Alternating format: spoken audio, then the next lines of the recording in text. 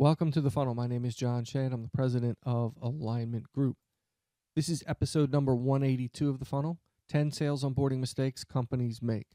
Before we get started, I just wanted to remind you to head on over to our website, alignment-group.com, and subscribe to the funnel. And we'll go ahead and send you the show notes, and you'll receive the show notes for every episode. So you don't have to take notes. You don't have to remember what I said. You can always go back and listen, but we'll send you the show notes. All you have to do is subscribe. So head on over to the website and subscribe to the funnel. Okay, let's jump in. The 10. Number 1, lack of planning. Number 2, misplaced focus. Number 3, Firehose. Number 4, no temperature check. Number 5, lack of support. 6, expectation of immediate success. 7, no coordination. 8, lack of accountability. 9, leaving it up to the manager. And finally, 10, they fail to cut losses. So let's jump right into number 1. So I talk about lack of planning, and you can sort of take a broad approach to this, but it's pretty simple, right? You hire somebody, or you're in the process of hiring somebody. And I love this one. It comes to me, hey, we just hired a new rep and we need help onboarding. So being me, I ask questions about the hiring process, and 9 times out of 10, that's needs a lot of work. Now we have somebody new coming into the company in 2 weeks, and you want an onboarding process. That's lack of planning. There's no clear objectives. There's no metrics to determine whether someone is successful or not successful. How do we know they're making progress? When you hear sort of generic terms like that, we're working hard, without specifics, that smacks of lack of planning. And I also wrote down putting out fires. When there's lack of planning, your entire world is putting out fires, and you just don't have the time for a new hire. When something as critical as the success of your salespeople, is to your company, you would think that there'd be a little bit more planning and preparation for the day they start with your company. And I'd say onboarding is an issue in a lot of companies, in a lot of areas of companies. It has just as much of an impact, or it's just as much of an issue, I should say, in other parts of the company, but there's a significant impact here. This affects your bottom line in a big way. Let's talk about misplaced focus. So what I mean by that is people turn onboarding into sort of the logistical stuff, right? This is mostly orientation, human resources. Is their desk set up and clean? Do they have the right technology in place? That's orientation. That's, do they know how to use the telephone in some companies if they're sitting at a desk? Maybe they're an inbound rep. I understand that that's part of the process, but people focus heavily on that stuff in terms of this is what their first couple days are going to look like, and they forget about the rest. And I got to tell you, most onboarding from an HR perspective is not that great either. There's a lot of holes and gaps in what they're doing. But this stuff tends to drag on, and it affects what you're really trying to achieve. Next is the fire hose. And I think most of you will get this, right? This is a complete knowledge dump. Basically, we're throwing everything that you need to know at you at once. We're expecting you to take a few notes, and here's a couple of books, and then go get them, Tiger. And that's not how people learn. People don't learn by just dumping all of this information on them. Think about a test. The night before you would have to take a test. And for those of you who are or have been students, and those of you who are teachers and you know who you are, when the cramming's going on, right? From a teacher's perspective, you can see it, and from a student's perspective, you know what's happening. Try to cram all this knowledge in. You might be able to squeak by in the test, but your retention is very low. You're just not going to retain what's coming at you. And if you try that with onboarding, it's the same thing. People learn over long period of times, spaced out. And in the onboarding world, it's really relevant to where they are in time. And I used this example, I think, in my last podcast. Why would you teach someone how to fill out sales paperwork the first week on the job when it's probably going to be a bit of time before they sell their first deal? Now, if you have a 6-month sales cycle, it's reasonable to think that it's going to take that long, 6 to 8 months. If it's a 3-month sales cycle, 3 months. How much of that are they going to retain? There's really no logic to it, and it makes no sense. But people feel a sense of accomplishment because now they've delivered all of this information and content to the sales rep, and they kind of wipe their hands off, and I did my job. And it really doesn't work for me. Okay, this one's one that's near and dear to my heart. There's no temperature check. So you go through the onboarding process and you're cheering them on and you're hoping that they're going to be successful, and you're trying to convince people up the food chain and down the food chain that they're going to be successful, but you have no way of knowing that. There's no mechanism in place for you to determine whether they're on track or off track.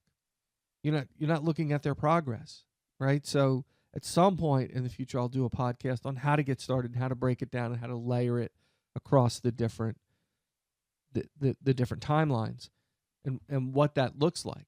But when you have no mechanism, you're not tracking progress, how do you know whether someone's going to be successful or not?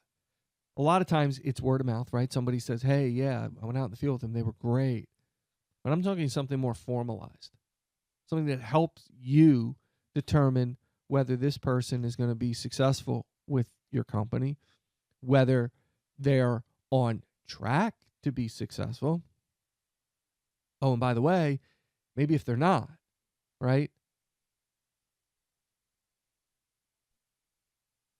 Lack of support. This is a big one for me. Lack of support.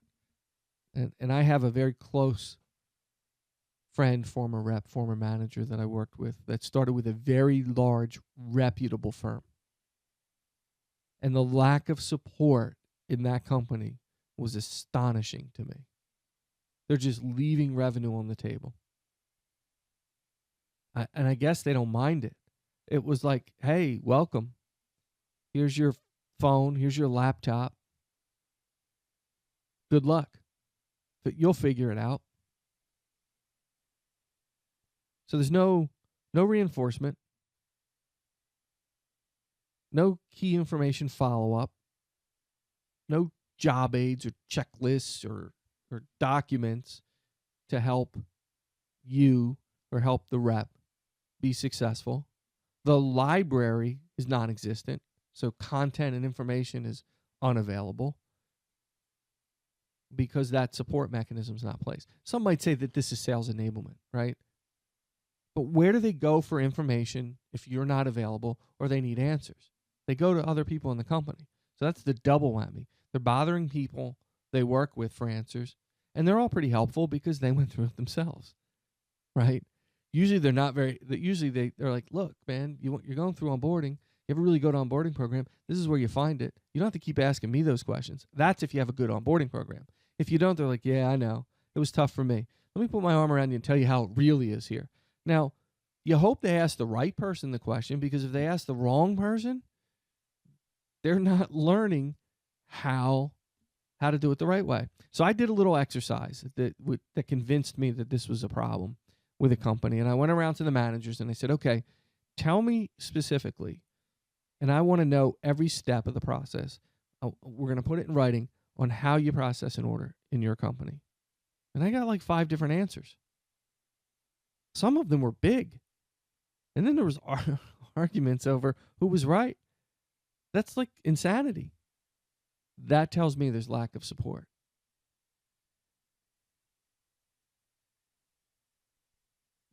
Next is the expectation of immediate success. So you don't have an onboarding program. You don't have reinforcement. You don't have any of the tools or mechanisms in place to track whether they're successful or not, but you're expecting them to sell coming out of the gate. Well, they're a sales rep. They're fully baked. They can sell. I understand that. I understand the experience. I understand that they have skill sets that you hired. They don't know anything about your company. They don't know anything about your product. They don't know anything how you operate. They don't know the ideal prospect, et cetera, et cetera. You get the point. There's a complete lack of understanding on how this stuff works. How do you expect someone to be successful when you haven't given them everything they need to be successful? That new sales rep to you equals revenue, when in fact they're an expense if you're not onboarding them right. You just throw them to the wolves and say, go sell. And I expect numbers here within the next 30 days and figure it out on your own. It's a colossal waste of time. I want to put them in the best possible position to succeed. And the way I do that is knowledge transfer. The way I do that is to support it. And then I do little checks and balances along the way to make sure they're on board. And I include everybody in the process, all phases of the company. Because everybody has a stake in this game. And then when they don't succeed, it's, well, it didn't work out. They weren't what we expected them to be. Maybe they could have been. Onboarding them properly. So on the next one, I talk about no coordination. And what I mean by that is, in the world that we live in today, this is a team sport. First of all, go back to some of the podcasts with millennials. They love that, right? They're expecting that. So you need a plan, you need coordination, and you need everyone involved.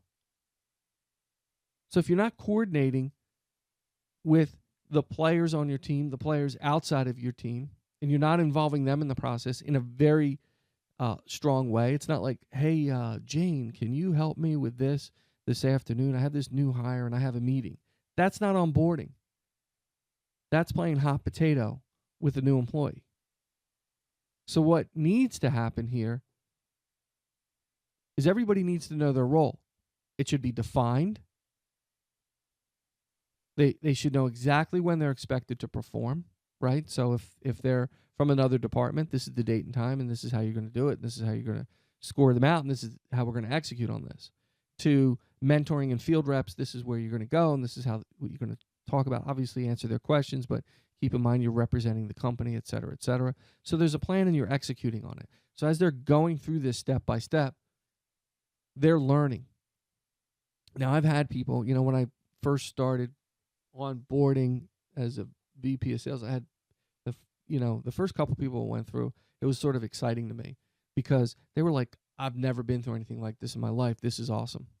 You really taught us a lot. I feel prepared to go out in the field and sell. And then as that moved forward and we heard that over and over again, it's still exciting, but less exciting. But what I realized was that it was kind of sad at the same time. That they had to get excited over something that really should just be an expectation with any company you work for. But the feedback I was getting was this is the first time they've experienced this, and some of them had quite a bit of tenure at other companies. So they'd been around a little bit. How sad. Next, I'm going to talk about lack of accountability. This is an easy one, right? The manager needs to be accountable. They're ultimately accountable to the sales rep's overall success. The sales reps themselves need to be accountable to their success. And the only way you can do that is to score that out and hold everybody accountable to their piece. So when I lay this out and I have other people from other departments contributing, they're part of the accountability puzzle here. They have a job to do. They have knowledge transfer. They have to sign off that this person has met the expectations, that that they can do what you just taught them. You're comfortable with that. Maybe, back in the day, I had somebody that was a trainer just on our products and services. And he had to sign off on their ability to not only understand the product, but effectively show it to a client. They had to get a minimal score before he would sign off on it. And trust me, if they didn't, he'd make them keep coming back until they got it. It's like taking the driver's test, right?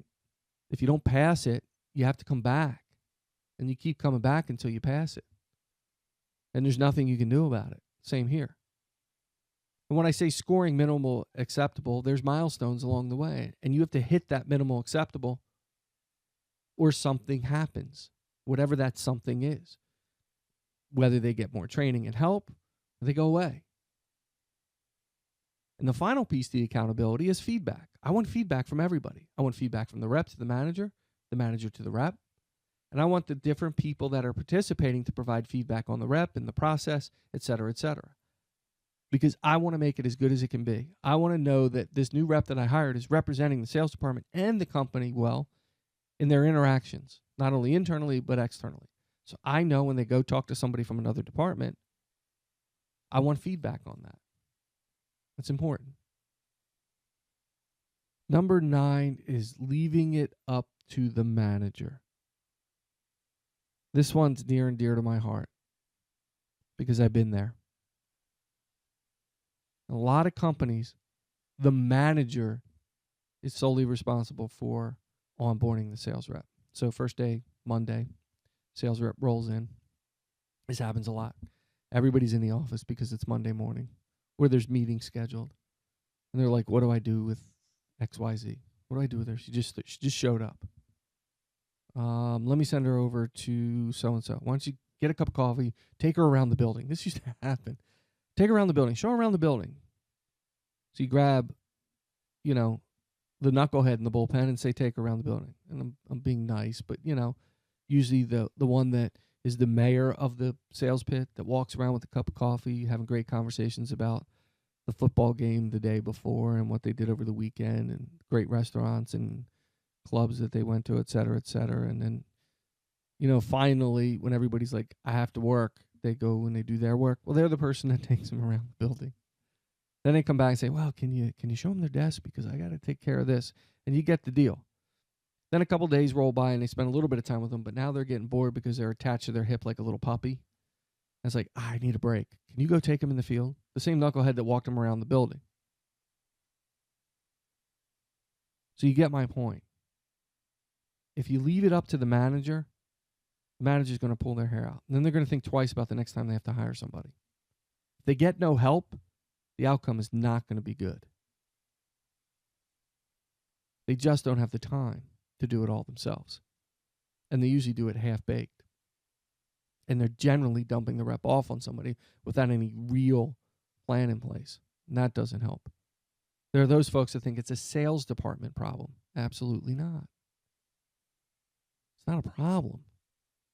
It should be a great, exciting time. Think about it. This person went through an entire process to become a member of your team, your company. And they show up, and everybody in the department's playing hot potato with them. What do you think they're thinking of your company? They have to go home to their friends or family or significant others or their kids or their wives or their husbands or their significant others, whatever it is, whoever is in their lives, and tell them what happened. Some people lie. Oh, it was great. They were ready for me. You should have seen it. When in fact, they weren't. It's not a sales department problem. It is a great time, an exciting time in a company because you've just hired the next person who's going to sell a ton of revenue, create profit, add to the bottom line of the company. Maybe those services help create jobs. Who knows? The company expands and grows. Yay. That's what you should be celebrating. Not, oh, we have a new hire. It's not a good feeling. When you leave it up to the manager, that's what it turns into. When there's a plan, an executable plan, and everybody's involved, and everybody takes their role, the manager has their role, but everybody else does their part, so it's not all falling on one person, you'd be amazed at the change in attitude and the change in the culture. Number 10, the final one, fail to cut losses. It's very simple. Sometimes we make a mistake. Sometimes we hire the wrong person. I'm guilty, and I'm guilty of failing to cut my losses. And every time it's happened to me in the past, I kick myself. If someone is not going to make it, you owe it to them. You owe it to the company. You owe it to the sales team. You owe it to yourself to end it. Hey, it's not going to work out. We're 30 days in. You haven't met the minimum expectations. It's something we talked about in the beginning. I'm sure you'll do fine somewhere else, but it won't be here. Most of us spend time hoping they will turn it around. Well, if we just give them a little time. Now, sometimes there's something to be said for that. So I've said this before in podcasts. I leave it up to the manager. If they're really close to the line, it's on you. You want to take that risk, take it. You stick your neck out for them. You need to get them to where they need to be. So this is the time frame that you have to get the numbers back up, to get them to minimal acceptable in our scoring. If it's a weekly thing and they screwed up 1 week, that's okay. But if it's after a 30-day, that's why you have the onboarding. That's why you have part of these processes for them to learn and get up and running. But part of it is to make sure that you have the right person, that you made a good hire. Why compound the problem by letting them hang around for 6, 9, 10, 12 months? It's a lot of money to be thrown away, a lot of wasted time. So you need to trust the process.